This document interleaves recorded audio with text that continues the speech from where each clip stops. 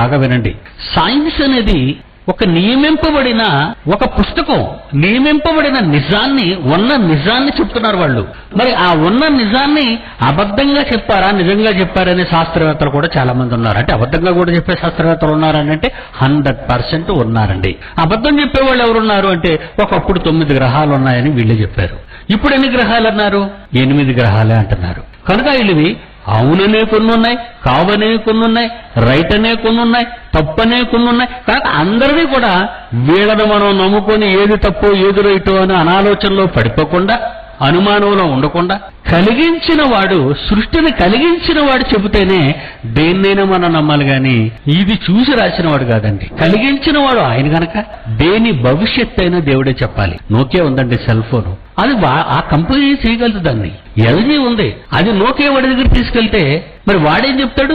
వాడి కంపెనీ గురించి వాడు చెప్పుకుంటాడు కానీ ఎల్జీ గురించి చెప్పడు, శాంసంగ్ గురించి చెప్పడు. ఏ కంపెనీ వాడు తయారు చేసిన ఐటమ్ ఆ కంపెనీ వాడే విశదీకరించి చెప్పాలి. ప్రాబ్లం వచ్చిందనుకోండి వాడి సర్వీస్ సెంటర్ కు మాత్రమే మీరు తీసుకెళ్ళాలి.